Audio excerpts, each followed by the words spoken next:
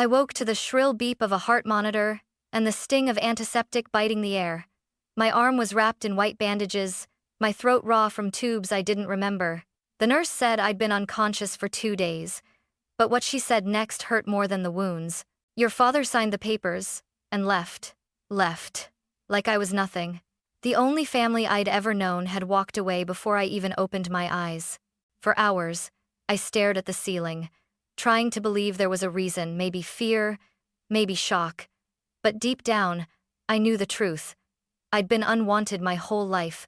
Then, just when I thought I was completely alone, 2 police officers stepped into my room with a file and a faded photo of a missing child. And that's the moment my entire world began to unravel. It happened on a Thursday night, the kind of night when the sky feels heavy enough to crush you.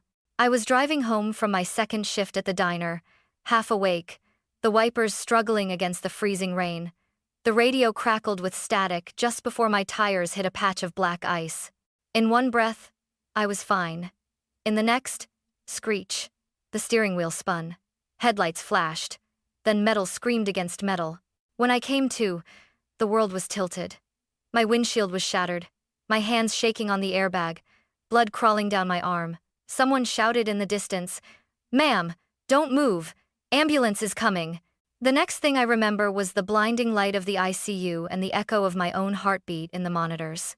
A doctor leaned over me, voice calm but grave. "Miss Harper, your arm is fractured in multiple places. We'll need surgery to save it." Surgery. Money. The words barely registered, but I knew what they meant: bills I couldn't pay, debts I couldn't survive. Still, there was only one person I could call: my father. I reached for my phone with trembling fingers, the IV tugging at my skin. It rang once, twice. Then he answered.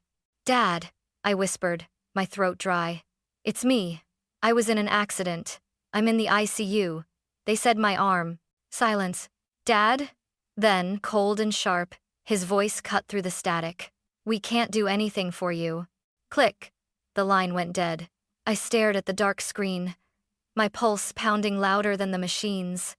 The nurse nearby looked at me with quiet pity, but I turned away. He left me again. I pressed my forehead to the pillow, trying not to cry. Somewhere between the morphine and the tears, a thought clawed its way up my chest. Maybe this was my fault. Maybe I really wasn't worth coming back for. Outside, thunder rolled over the hospital roof. Inside, I made myself a promise I couldn't yet understand. If I ever walked out of that room, I'd find out why my own father could look at me and feel nothing at all. The first night after surgery was endless. Machines hummed beside me, keeping rhythm with my heartbeat, while the rain outside tapped a cruel lullaby against the window. I stared at the ceiling, waiting for the sound of footsteps I knew would never come. Morning arrived, pale and merciless. I tried calling Dad again, straight to voicemail. The screen blinked, call failed, as if even the phone knew better than to try. By noon, 2 nurses whispered outside my door. I caught fragments. No emergency contact. Signed release. Unreachable. Unreachable. That word clung to me like the smell of antiseptic. "A police officer stopped by that afternoon routine," he said. "We need a statement about the accident, Miss Harper. Any family who can help with insurance or medical consent?" "Just my father," I answered automatically. He paused, pen hovering. "Has he been in touch?" My voice cracked. "Not since the day I woke up." The officer's expression softened, but he didn't press further. He just nodded, mumbled something about paperwork, and left me with the silence I'd already learned to fear. That night, the hospital cafeteria's soup cooled untouched on my tray. The nurse, a kind woman named Elise, sat at the foot of my bed while changing my IV. "You have anyone coming by?" she asked gently. "No," I said. "Just me." Her eyes lingered on me, pitying, yet curious. "Sometimes people keep secrets," she murmured, "even from their own children." I wanted to ask what she meant, but my throat closed. I turned my face toward the rain-smeared window instead. The next morning, the world felt heavier, like the hospital walls had grown thicker overnight. I was half asleep when the door opened again. Only this time, it wasn't a nurse. 2 men in dark suits stood there, badges gleaming against their coats. "Miss Claire Harper?" the older one asked.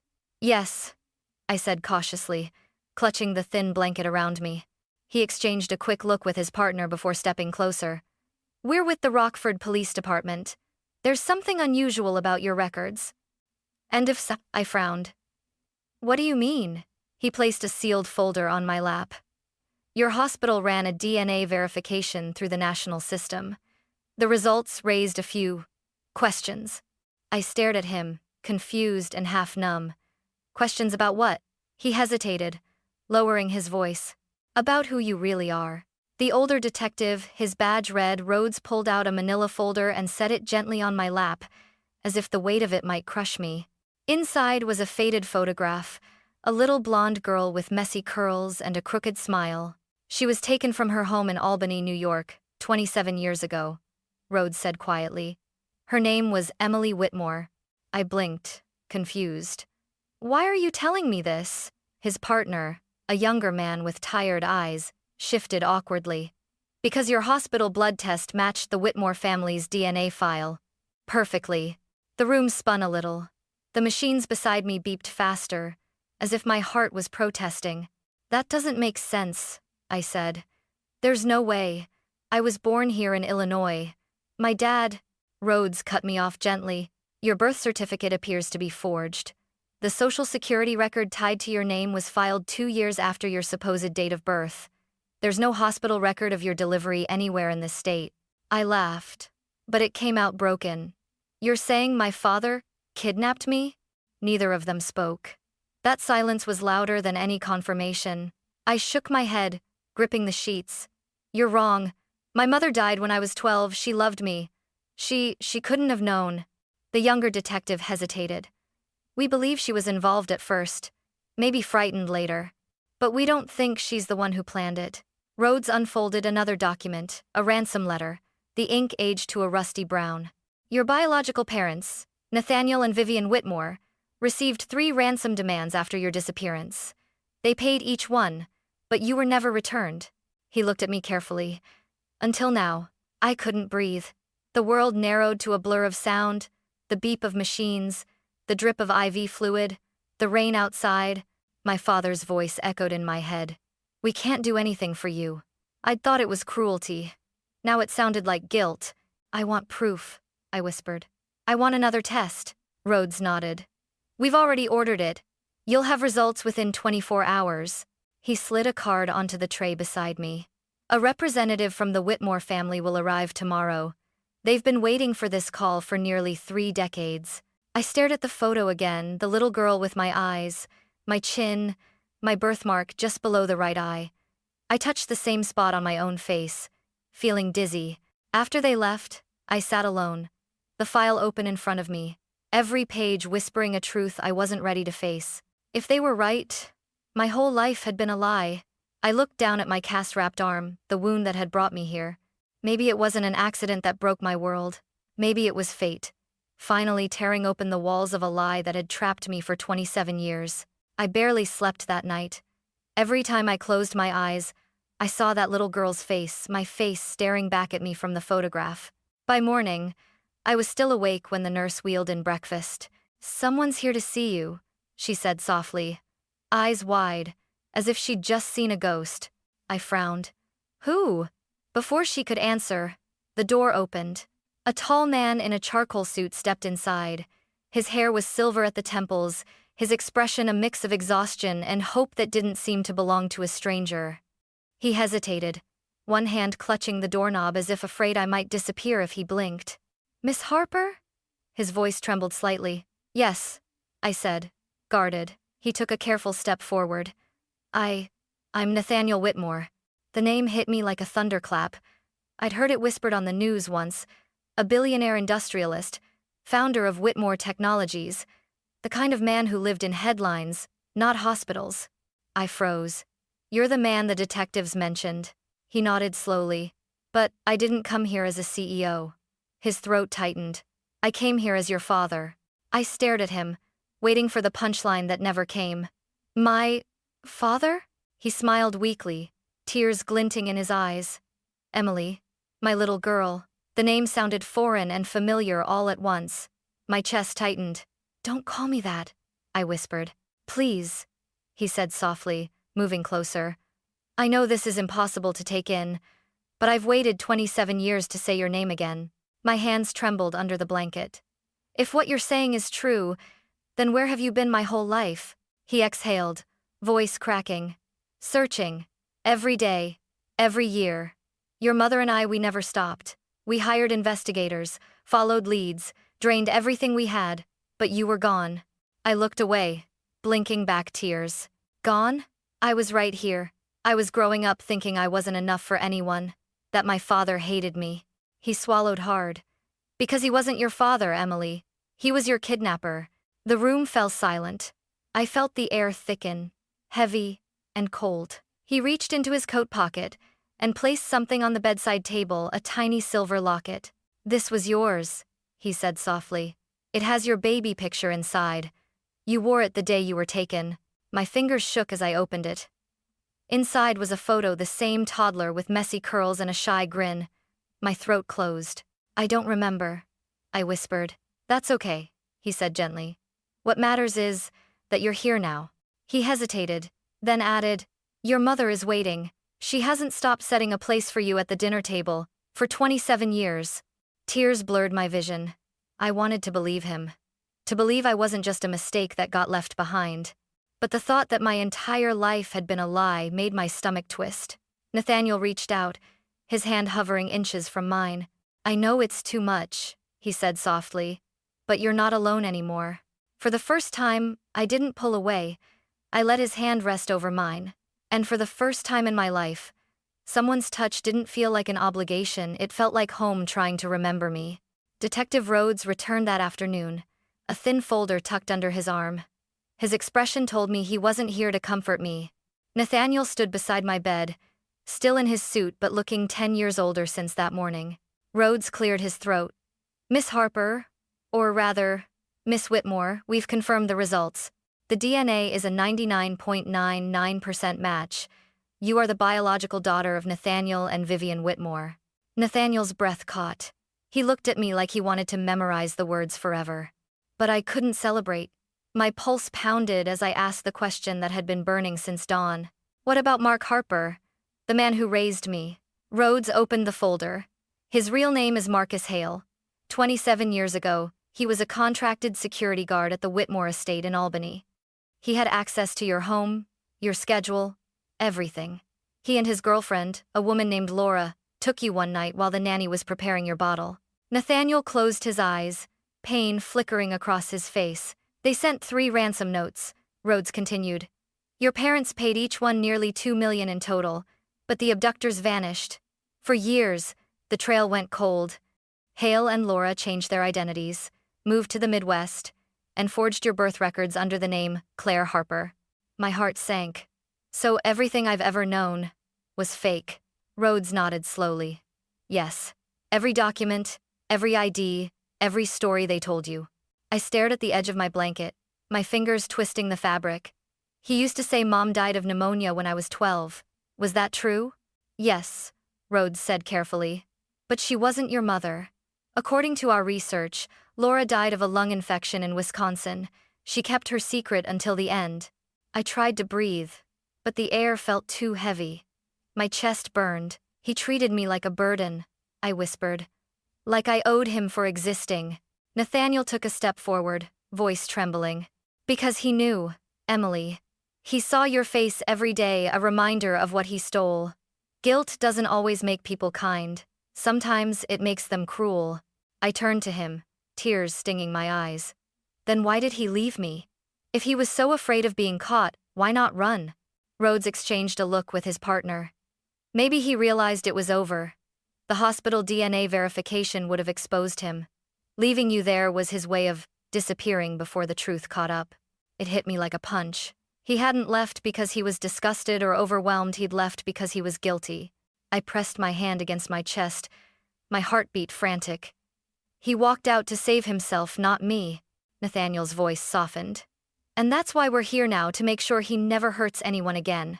I looked up at him, at the man who claimed to be my real father, and for the first time, I saw a reflection of myself in someone's eyes. Still, Anger boiled beneath the shock. The man who had raised me had also destroyed me. I want to see him, I said, my voice steady now. I want to look him in the eyes and hear the truth from his own mouth. Nathaniel hesitated, then nodded. All right, but you won't be alone this time. And as the sun dipped below the horizon outside my hospital window, I felt it, the first spark of something I hadn't felt in years. Not fear, not despair, resolve. The drive to Milwaukee felt endless. Nathaniel sat beside me in the back seat of the unmarked police car, silent except for the quiet hum of his breath. I could see the reflection of red and blue lights flashing across the rain-streaked window. The closer we got, the more the memories clawed at me, the shouting, the cold dinners, the slammed doors. Detective Rhodes turned to me. You don't have to do this, Miss Whitmore. We can handle the questioning. But I shook my head. No, he stole 27 years from me. I'm going to hear him say it. When we pulled into the cracked driveway, the house looked exactly like I remembered: peeling paint, an uncut yard, blinds drawn tight. It wasn't a home, it was a cage disguised as one. The officers went in first. Moments later, Rhodes waved me forward. Nathaniel followed a step behind. Marcus Hale sat at the kitchen table, handcuffed, his shoulders slumped. He looked smaller than I remembered, like the years had already started taking him apart. His eyes lifted when I entered. For a second, he almost smiled. Claire, he rasped. I froze. That name, the lie he gave me, scraped against my chest. Don't call me that, he frowned, confused. What's wrong with you? What's going on? I took a step closer, my voice sharp. What's wrong? You kidnapped me. He blinked, the color draining from his face. They told you that, didn't they? The cops, that rich man. That rich man, I cut him off, is my father. My real one. Mark's jaw clenched. You don't remember what it was like back then. I saved you. You were crying, screaming they didn't care about you. Stop lying, I shouted, slamming my palm on the table so hard the metal cuffs rattled. You didn't save me, you stole me. You turned my life into a nightmare. You made me believe I wasn't worth loving. Nathaniel stepped forward, his voice steady but full of fire. You took my daughter for money, and when the money ran out, you broke her spirit to keep her quiet.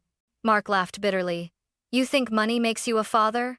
You had everything, and I had nothing. I gave her food, a roof, clothes. You gave me fear, I screamed. Every day I woke up wondering what I did wrong. Every time you looked at me, I saw it. The hate, the disgust, the shame you couldn't hide. He stared at me, his mouth trembling. You were a reminder, he said quietly, of what I'd done. I thought if I kept you close, I could make it right. But every day I looked at you, it got worse. I couldn't stand it anymore. Nathaniel's voice broke through, quiet and cold. And so you left her in a hospital to die. Mark's hands tightened into fists. I couldn't do it anymore. I thought maybe she'd be safer without me. I took another step closer, tears burning my eyes. Safer? You abandoned me because you were afraid of being caught. You didn't leave to protect me. You left to protect yourself. For a moment, no one spoke. The clock on the wall ticked, steady and cruel. Mark's eyes flickered between me and Nathaniel. His shoulders sagged. I'm sorry, he whispered. But the words felt empty, too late for what he'd done. Rhodes nodded to the officer beside him. Marcus Hale, you are under arrest for kidnapping, extortion, and fraud. You have the right to remain silent. The metallic click of the cuffs echoed through the room. As they pulled him to his feet, Mark turned to me one last time. I loved you in my own way, he said softly. I met his gaze. Steady now. Then I hope one day you understand what real love looks like. He didn't answer. The door shut behind him with a dull thud that sounded like the past finally locking itself away. Nathaniel placed a trembling hand on my shoulder. It's over, Emily. But it wasn't over, not yet. Because the truth didn't erase the years I'd lost. It didn't bring back birthdays, or lullabies, or the warmth I'd never known. As the car pulled away from that house, I looked out the window one last time. The lights of the police cruisers faded into the distance, swallowed by the rain. I wasn't Claire Harper anymore. I wasn't the unwanted girl left behind. I was Emily Whitmore. And for the first time, I felt the weight of my name. The story hit every headline by the next morning. Kidnapped heiress found after 27 years. My name, both of them, flashed across TV screens, newspapers, and phones. Everyone wanted to know who I really was. But I didn't even know myself. The trial began within weeks. Courtrooms, cameras, reporters, it all felt like a storm I was trapped inside. I sat behind the glass wall of the victims section, watching the man who had raised me shuffle in wearing an orange jumpsuit. His hair was grayer, his shoulders bent. He didn't look like a monster, he just looked small. The prosecutor's voice echoed through the courtroom. Marcus Hale kidnapped Emily Whitmore in 1998, extorted millions from her parents, and built an entire life on lies. Mark never once looked at me. Not during the testimony. Not during the sentencing. He stared straight ahead, hollow. When the verdict was read, life imprisonment without parole, I felt no triumph, no satisfaction, just silence. Afterward, the reporters swarmed as I left the courthouse. Miss Whitmore, do you forgive him? Will you return to your father's company? Do you remember anything from the night you were taken? I said nothing. Nathaniel shielded me with his arm, guiding me through the chaos toward the waiting car. Once inside, the noise faded, and for a long moment, neither of us spoke. Then, softly, he said, "Your mother's been waiting for you." The flight to Albany was quiet. I stared out the window, watching clouds stretch endlessly beneath us, wondering if the sky had looked the same the night I disappeared. When we arrived at the Whitmore estate, the air smelled like rain and pine. The mansion loomed behind tall iron gates, the same place I had been taken from all those years ago. My chest tightened as the car rolled up the long driveway. The front door opened before I could reach it. A woman stood there, elegant but fragile, her hair streaked with silver, her hands trembling. When her eyes met mine, she gasped, covering her mouth. "Emily," she whispered. My knees went weak. "Mom?" She rushed forward, and I fell into her arms. The scent of lavender and tears filled the air. She was crying, whispering my name over and over like a prayer she'd been afraid to say aloud for decades. "I'm here," I managed, my voice cracking. "I'm home." Nathaniel's arms wrapped around both of us, his face buried in her shoulder. For the first time, I understood what belonging felt like. Later that evening, my mother showed me a small bedroom at the end of the hall. It looked like time had stopped. Pastel yellow walls, a crib in the corner, a faded teddy bear still waiting on the bed. "I couldn't bring myself to change anything," she said through tears. "Every week I cleaned it hoping you'd come back." I sat on the bed, tracing my fingers over the old quilt. For the first time in 27 years, the house didn't feel like someone else's story. It felt like mine. The months after the trial felt unreal, like living in someone else's memory. Therapy sessions, interviews, foundation events, everything moved faster than my heart could process. People called me lucky, but they didn't understand. You can't call it luck when your entire life begins with a lie. Nathaniel offered me a place at the Whitmore Foundation, an organization helping families of missing children. I said yes, not because I wanted to stand behind his name, but because I wanted to give other lost kids the ending I almost never got. I moved into a small apartment near the city, far from the cameras and whispers. It wasn't grand like the mansion, but it was mine. Some nights, I'd sit by the window with a cup of tea, watching the city lights blur into gold. That's when the memories came, his voice, his anger, his silence. For years, I let them haunt me. But one night, something shifted. I opened my old hospital journal and wrote, "Forgiveness isn't about them. It's about me. I forgive to be free." The next morning, I visited the prison. Not for closure, not to see him suffer, just to prove to myself I could. Mark looked older, thinner, smaller. He didn't speak when I walked in. I placed a single photograph on the table, a picture of me with Nathaniel and Mom, smiling in the garden. "I wanted you to see this," I said quietly, "because I finally understand something. You didn't destroy me. You just delayed who I was meant to be." He stared at the picture, his eyes wet but wordless. I stood and walked away. Outside, sunlight spilled across the parking lot, soft, warm, almost forgiving. Later that evening, I returned home and stood on my balcony, feeling the cool wind brush my face. For the first time, I didn't feel broken. I felt light. I whispered into the night, "Dad, wherever you are, both of you, I forgive you." Somewhere, deep inside, a knot finally loosened. Because forgiveness doesn't mean forgetting the pain. It means choosing peace over poison. And as the city shimmered below me, I realized something simple yet profound. I was no longer the girl left behind in an ICU bed. I was Emily Whitmore, a survivor, a daughter, and finally, my own person,